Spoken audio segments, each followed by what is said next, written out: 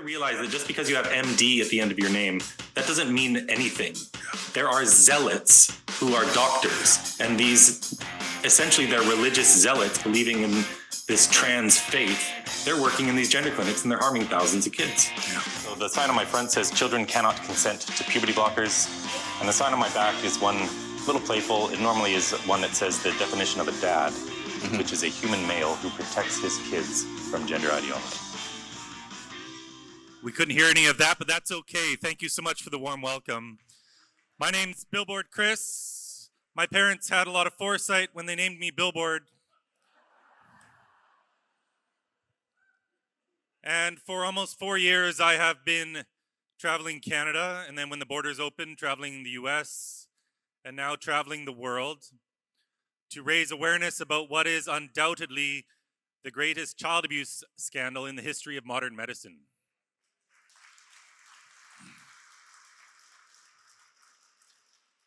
So, as you can see from my sign here, this is my main job in life, being a dad. And in 2024, a dad is a human male who protects his kids from gender ideology.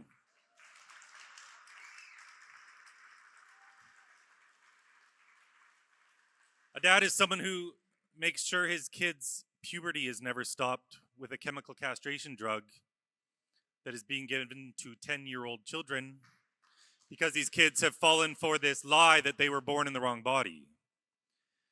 And so back in 2019, I came across this term puberty blockers for the first time, I think on Twitter. And I said to myself, what the heck are those? That doesn't sound good. I used to have a normal job. I was a financial advisor. I didn't really like that job anyway. But I wasn't always a human sandwich board getting punched in the face by Antifa. And I started to learn about this because I said to myself, what the heck are those? Well, these are drugs given to kids to stop their bodies going into puberty. We are stopping the healthy development of children. Why? I'm a dad of 2 girls. I wanted to learn all about this to protect them from it because I see this as a cult that has permeated the entire Western world. It's now in our schools. It's pushed by the government. It's pushed by the UN. It's all over social media. And the more I learned, the worse it got. And I just decided I was not going to look back at my life in 40 years and say I knew about this child abuse and I could have done something about it and I did nothing. So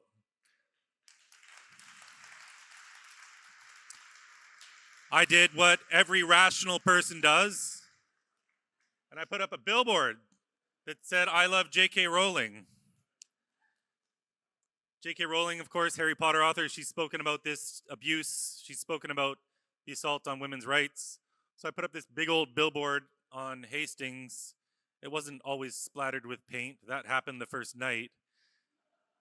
And then the next day, Sarah Kirby Young, a Vancouver politician, said it was hate speech. Look at it. It's so hateful. It's got a big red heart.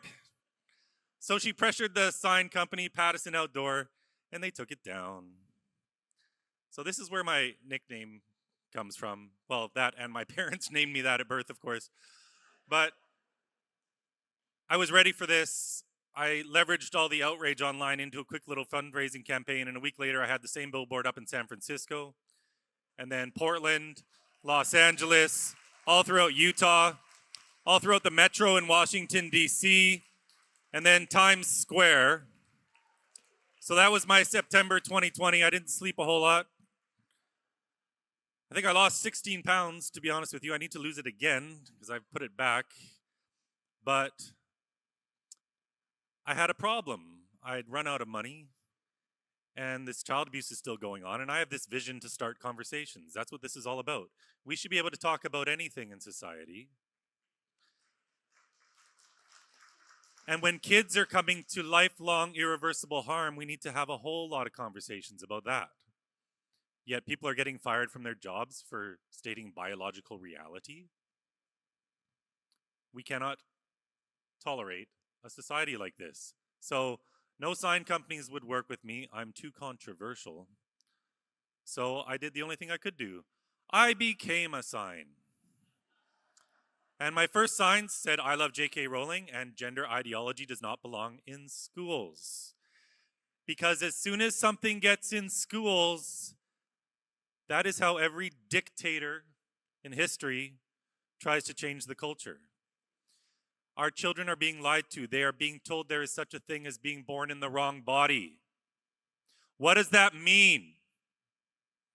Nothing is what it means. It's nonsense. I have had 10, 20,000 conversations out on the street, thousands of hours out on the street, at university campuses, at downtown centers. And to this day, not one person can tell me how a girl can be a boy, what it means for a girl to be a boy. They can't tell you what gender even means. We used it as a polite synonym for sex, and that was fine. But the left wants you to believe that gender is something entirely separate from sex, that it's a social construct, that it's based on the stereotypes associated with each sex. But a boy who plays with dolls, a boy who likes to bake and dance, is not a girl. A girl who's a tomboy is not a boy. How many women in this audience were tomboys growing up?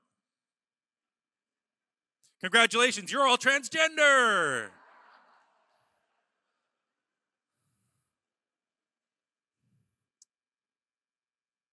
Don't take my word for any of this, okay? Let's listen to the health experts. This is Boston Children's Hospital, the #1 ranked children's hospital in the United States of America. It's actually #2 now. I would like to think I had a role in that. But let's listen to what these gender experts say.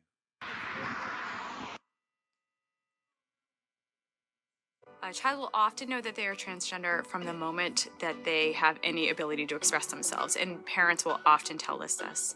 We have parents who tell us that their kids, they knew from the minute they were born practically, and actions like refusing to get a haircut or standing to urinate, trying to stand to urinate, refusing to stand to urinate, trying on siblings' clothing, playing with the quote opposite gender toys, things like that. There is more and more a group of adolescents that we are seeing that really are coming to the realization that they might be trans or gender diverse a little bit later on in their life. So what we're seeing from them is that they always sort of knew something was maybe off and didn't have the understanding to know that they might be trans or have a different gender identity than the one they had been assigned. So that is a growing population that we are seeing, and that's being recognized as being trans and able to be treated.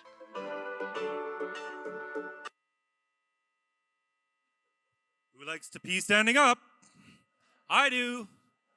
It's fun. Any girls try to pee standing up when you were little? You had some big brothers? Oh boy, maybe you're a boy. This is one of the leading experts in the world. Lots of money. Let's hear from another one of these crackpots. So most of the patients that we have in the GEMS clinic actually know their gender, usually around the age of puberty, but a good portion of children do know as early as seemingly from the womb. And that's enough. Seemingly from the womb. Are there transgender fetuses? I bet the Democrats wouldn't be okay with late-term abortion then, would they?